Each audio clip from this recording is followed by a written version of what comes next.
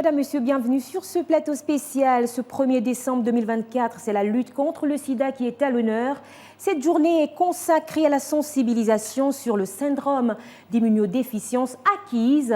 Elle a lieu alors que le VIH affecte encore 39 millions de personnes dans le monde, avec 1,3 million de nouvelles infections enregistrées en 2023. Pour en parler, je reçois le docteur Priscille Edou, médecin infectiologue, par ailleurs directeur du centre de traitement ambulatoire du centre hospitalier universitaire de Libreville. Bonjour et bienvenue.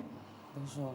C'est toujours un plaisir de vous avoir sur ce plateau. Le plaisir est partagé. Alors, on le sait, la lutte contre le sida est à l'honneur et c'est toujours bien de revenir sur les fondamentaux même. Quelle est la différence entre le VIH et le sida?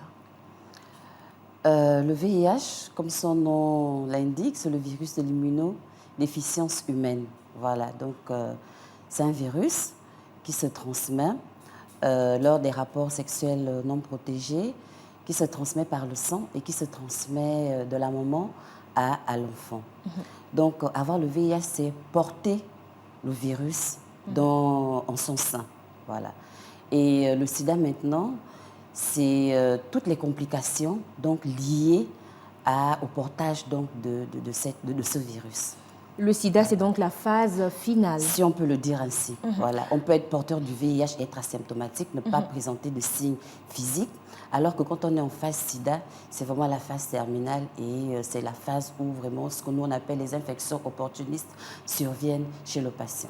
Dites-nous, les symptômes varient-ils également selon le stade de la maladie? Effectivement, les syndromes sont multiples. Les germes sont bactériens, sont viraux, sont mycosiques et tous les organes peuvent être atteints. Les signes sont vraiment multiformes et c'est d'ailleurs pour cela que pour éviter d'en arriver là, il faut connaître son statut sérologique et se faire dépister. Parce que le dépistage, c'est la porte d'entrée de la prise en charge de cette infection. Pour justement connaître son statut sérologique, il faut aller vers les spécialistes. Pas spécialement les spécialistes. Les CTA. Oui, il y a beaucoup de structures de prise, il y a beaucoup de structures hospitalières qui font dans le dépistage des personnes vivant avec le VIH. Mais ce qu'il faut noter, c'est tout ce qui vient, c'est l'ensemble des activités qui viennent avant le dépistage. Voilà, parce qu'il faut pouvoir conseiller le patient, donc l'informer qu'on va pouvoir le dépister, de ce qu'on appelle le counseling. Et après, lorsque le patient ou la personne ou le client a les résultats, il faut maintenant savoir les lui annoncer. S'il est positif, le diriger vers un site de une structure de prise en charge où il trouvera l'accompagnement adéquat.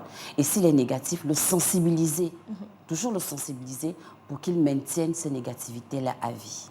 Ce qu'on comprend avec vous, c'est qu'il y a toute une mobilisation, il y a des équipes qui sont là justement pour réconforter ces personnes qui sont atteintes du VIH. Oui, il y a des personnes formées pour cela, notamment dans les centres de traitement ambulatoire.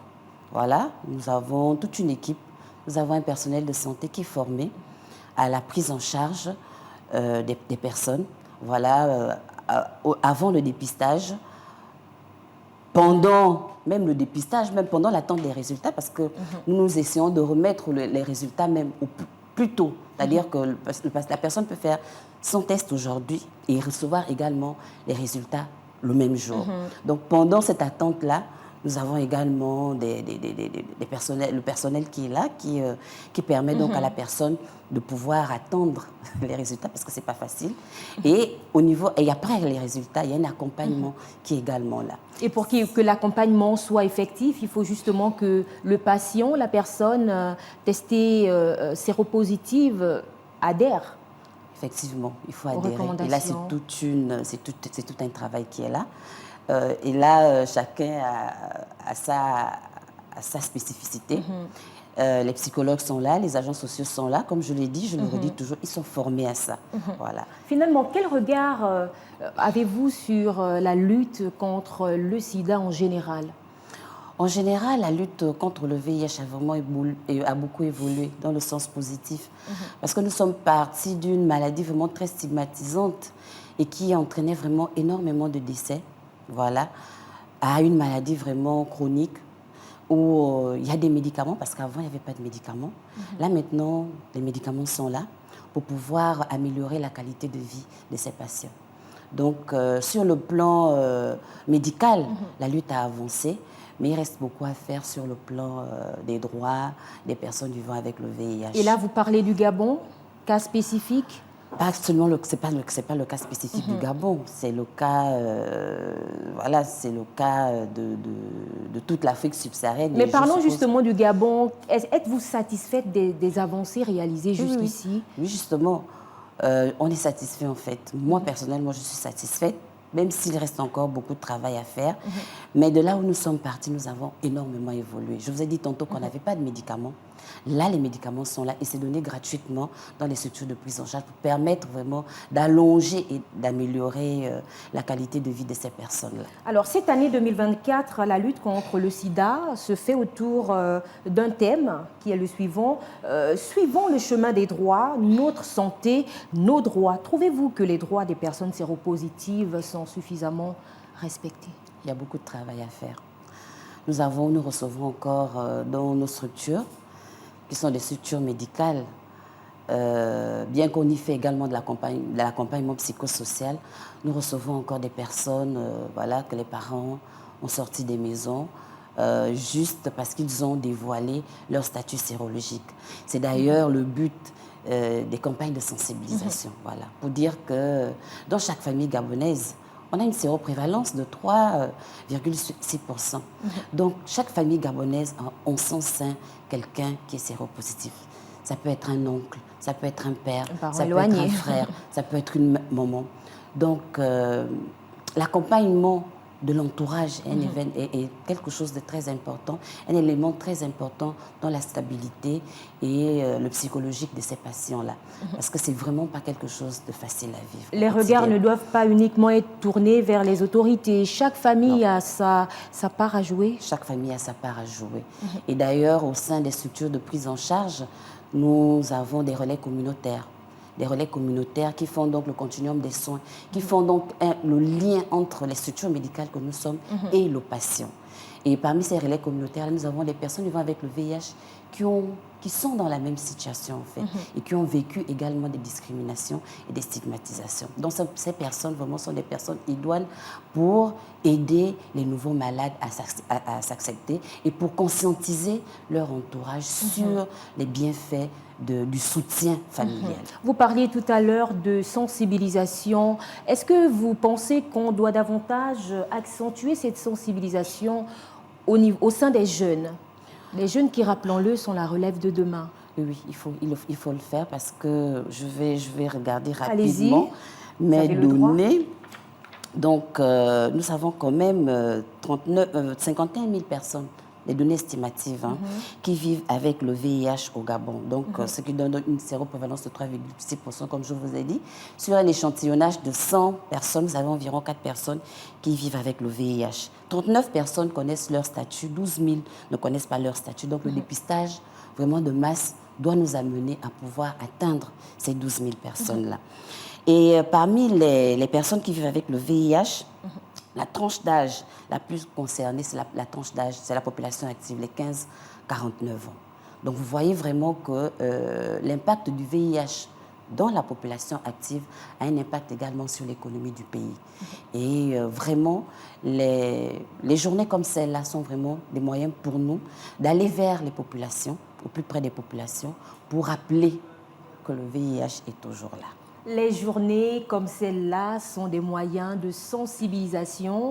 Il faut accentuer la sensibilisation autour de la lutte contre le sida. Mais est-ce que vous pensez qu'il faut le faire seulement lorsque ces journées approchent? Est-ce que durant toute l'année, il ne faut pas qu'on ressente cette motivation, cet engouement? Si, en dehors des journées mondiales comme celle-là, nous avons d'autres activités.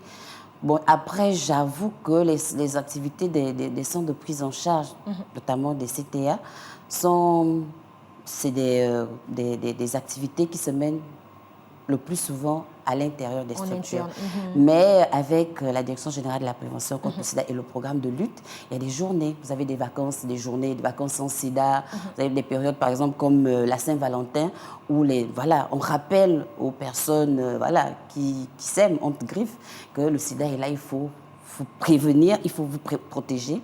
Éventuellement, si vous n'avez pas envie de vous protéger, il faut aller vous faire dépister en fait pour que de manière mutuelle vous puissiez connaître votre statut sérologique. Alors, je l'ai dit à l'entame de mes propos, vous êtes médecin, infectiologue, par ailleurs directeur du centre de traitement ambulatoire du centre hospitalier universitaire de Libreville. Oui. Comment se passe concrètement la prise en charge des personnes séropositives? La prise en charge au sein du centre de traitement ambulatoire de Libreville, c'est une prise en charge multidisciplinaire. Elle consiste à une prise en charge médicale. Vous avez à la tête de cette structure un médecin, infectiologue. Vous avez des médecins généralistes qui font des consultations. Et après ces consultations, les personnes sont amenées à faire des examens, des bilans. Avant l'initiation du traitement antirétroviral, il y a un bilan initial qui est demandé à la personne. Mais tout en sachant que ce bilan initial ne doit pas freiner la mise sous traitement. Parce que de plus en plus, le concept, c'est tester, traiter. Donc, il faut rapidement, si les conditions le permettent, mettre la personne sous traitement antirétroviral. En dehors donc de cette prise en charge biologique qui consiste à faire des examens, ce n'est pas seulement pour l'initiation au traitement, mais c'est également dans le suivi du patient. Vous avez des patients qui sont là depuis 34 ans, qui sont exposés aux antirétroviraux. Il faut évaluer les effets secondaires de ces médicaments chez ces personnes-là et évaluer l'efficacité du traitement antirétroviral. Et ça ne passe que par le bilan, par la réalisation des examens. Vous avez une prise en charge, on en a parlé, une prise en charge psychologique et sociale qui est faite. Les psychologues sont là. C'est un service qui permet l'écoute d'abord et le conseil. Voilà. On écoute la personne et en fonction de ses difficultés, on adapte les stratégies à apporter à celle-ci. Et enfin, nous avons la prise en charge nutritionnelle. La prise en charge nutritionnelle est importante parce que l'insécurité alimentaire peut entraîner les décès prématurés chez les personnes vivant avec le VIH. Effectivement. C'est pourquoi, au sein du centre de traitement ambulatoire de Libreville, nous apportons une éducation nutritionnelle aux personnes vivant avec le VIH. Et à cet instant, vous travaillez avec les nutritionnistes, c'est bien ça? Oui, parfois, on fait intervenir des nutritionnistes, mais également nos agents sont formés à ça, à la prise en charge nutritionnelle. Donc, nous les éduquons à manger, à bien manger et à moindre coût. Parce que malheureusement, ces personnes-là sont des personnes vulnérables qui sont dans une situation sociale vraiment assez compliquée. Et nous leur offrons des repas. Et ces repas se font autour des groupes de parole. Les groupes de parole sont évidemment encadrés par des psychologues, des agents sociaux. Ces groupes de parole sont des cadres d'échange entre les patients eux-mêmes. D'abord pour pouvoir identifier leurs difficultés et pouvoir apporter des solutions à celles-ci. Vous convenez donc avec moi que lorsqu'on a en face de soi un malade, il faut justement qu'il y ait toute cette mobilisation pour ne pas qu'il y ait la fuite de malades comme on l'a constaté dans les années antérieures? Effectivement, il faut toute une mobilisation autour de la personne vivant avec le VIH. Parce que c'est une maladie chronique. Vous comprenez? Ce n'est pas une maladie, vous prenez un traitement et puis vous guérissez demain ou après-demain. Voilà. C'est un fardeau que la personne portera toute sa vie. Et c'est surtout le regard d'autrui également qui ajoute encore au fardeau de la maladie. Donc, il faut évidemment une équipe pour ça, pour donner une qualité de soins à ces personnes-là, parce que c'est un droit fondamental. Et nous, en tant que personnel de santé, nous avons l'obligation de leur apporter des soins de qualité. Comment parvenez-vous à préserver les droits des malades, sachant que des informations peuvent fuiter, une personne peut venir se faire dépister et à la fin voir qu'elle est séropositive? Le patient, non, disons, le spécialiste en face, comment lui il fait pour ne pas exposer cette personne, sachant qu'on peut avoir un voisin, une voisine? Qu'est-ce que vous dites au personnel, par exemple? Le personnel, ils sont bien sensibilisés sur ça. Vraiment, après, on avoue que toute œuvre humaine n'est pas parfaite. Mais il y a des... Vraiment, c'est la sensibilisation, il faut parler tout le temps. Voilà. Les personnels, dire au personnel soignant, parce que demain ou après-demain, c'est l'autre qui est victime ou bien qui est porteur de de virus. Demain, ça peut être nous. Est-ce que vous, étant dans cette situation, vous allez accepter qu'on vous traite comme vous traitez la personne qui est en face de vous? Donc, c'est des situations bon, auxquelles on est confronté, mais bon, on essaie de faire au mieux pour garder la confidentialité des patients qui sont dans voilà, dans notre structure. Et déjà, leur dire vraiment, c'est vrai, ça c'est pour les agents de santé, mais également sensibiliser la personne en fait, pour qu'elle dépasse le regard d'autrui en fait. Voilà. C'est pour ça qu'il y a là, il y a le conseil, il y a l'aide psychologique qui est là, qui est fournie par, voilà, par des personnes formées à cela pour pouvoir aider la personne à accepter sa maladie. Voilà, ce qu'on sait, c'est que du côté du centre hospitalier universitaire de Libreville, il y a également un CTA, on va le dire ainsi, détaché, qui reçoit des enfants atteints. Comment est-ce que vous vous organisez de ce côté-là pour redonner de l'espoir à ces enfants qui sont nés de pères, de mères atteints de VIH? Oui, effectivement, dans la prise en charge des personnes vivant avec le VIH, nous avons l'aspect pédiatrique. Nous avons environ une file active de près de 300, près de 400 enfants, si je peux voilà, résumer ça comme ça. Il y a des pédiatres qui sont là. Voilà, la prise en charge des enfants est faite par 2 pédiatres au sein du CTA. Et comme d'habitude, la difficulté avec l'enfant, c'est qu'il n'est pas acteur lui-même de sa santé. Il dépend en fait de son entourage. Donc c'est toujours pour nous l'occasion de sensibiliser ces personnes-là. Et la plupart des personnes qui accompagnent les enfants ne sont pas souvent les géniteurs.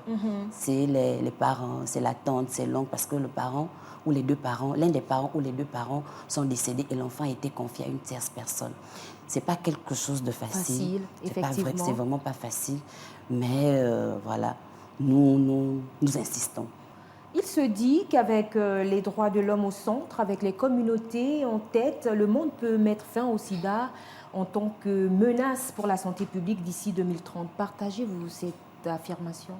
Oui, effectivement, dans le cadre des objectifs de développement durable visant donc à mettre fin au VIH d'ici 2030, tout le monde a sa partition à jouer, les communautaires, les médecins, les assistants sociaux, les psychologues, tout le monde a sa partition. Parce que les 3 objectifs que l'on doit atteindre, c'est que 95% des personnes puissent connaître leur statut sérologique à travers le dépistage, que 95% des personnes dépistées puissent être mises sous traitement et que les 95% des personnes qui sont mises sous traitement antirétroviral aient une charge virale indétectable. Donc vous comprenez que dans dans l'atteinte de ces différents objectifs, voilà, tout le monde voilà, a sa part à jouer là-dedans. Les communautaires. Le Gabon, justement, s'illustre-t-il en bon élève dans l'atteinte de ces 3-4-25?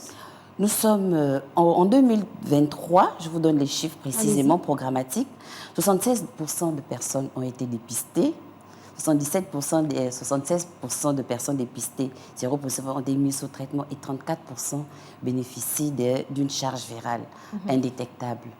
Et donc, il reste encore des choses à faire. Il reste beaucoup à faire et voilà, nous travaillons pour l'atteinte de ces objectifs. On prend l'optimisme. Nous sommes très optimistes. Voilà, d'ici 2030, nous espérons atteindre ces objectifs avec l'aide des partenaires internationaux, notamment l'Organisation mondiale de la santé et l'ONU-SIDA, qui nous accompagnent dans la lutte, qui accompagnent les autorités du ministère de la Santé dans la lutte contre le VIH-SIDA. On le sait, au Gabon, il y a plusieurs mois en arrière, il y a eu cette problématique liée au manque d'antirétroviraux.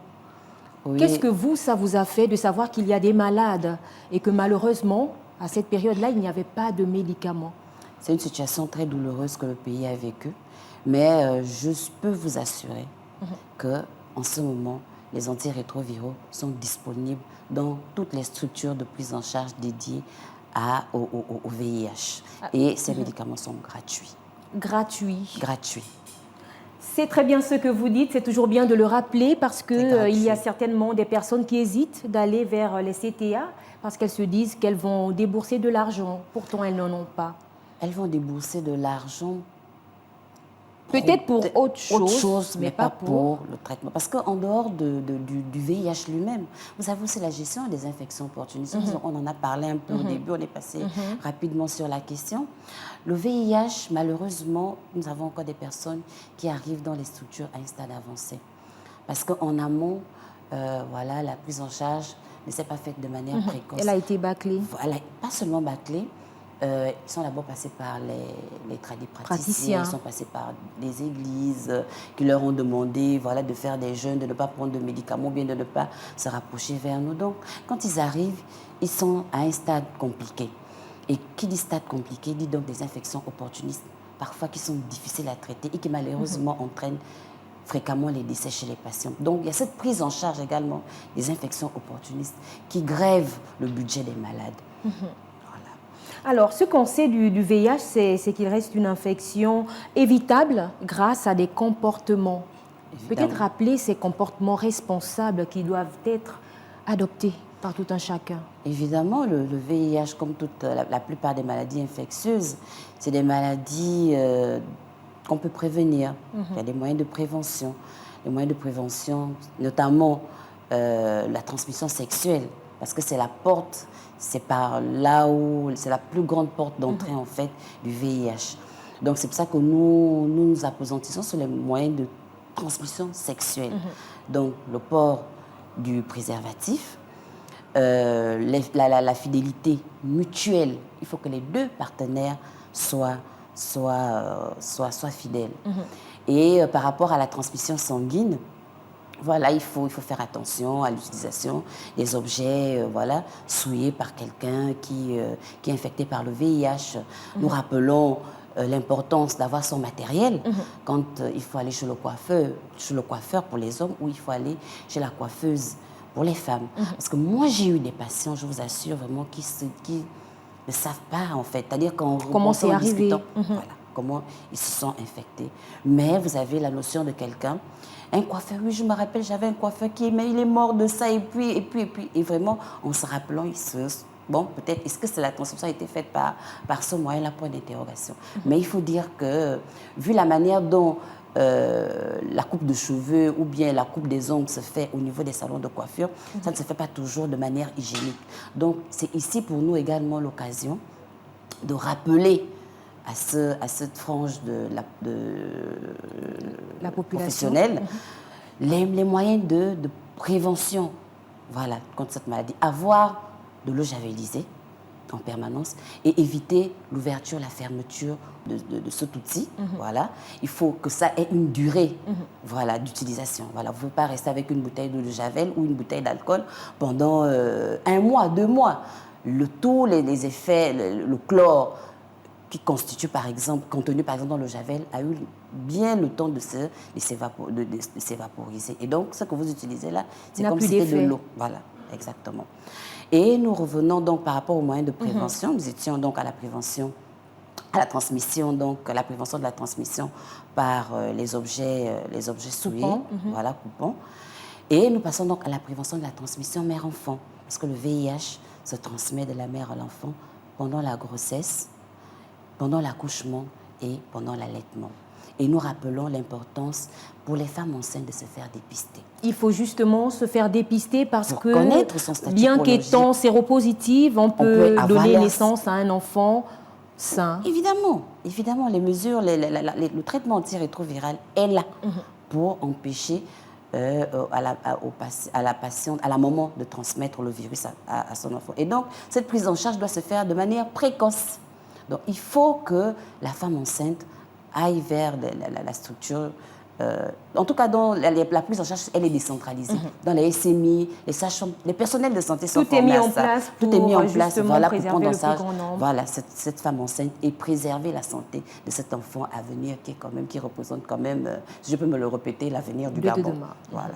Alors, nous acheminons petit à petit vers la fin de ce plateau spécial. Peut-être nous dire quels sont les défis actuels du CTA dont vous avez la charge. Les défis sont nombreux. Les défis sont la sensibilisation. La sensibilisation, amener les personnes à se faire dépister par des stratégies mobiles.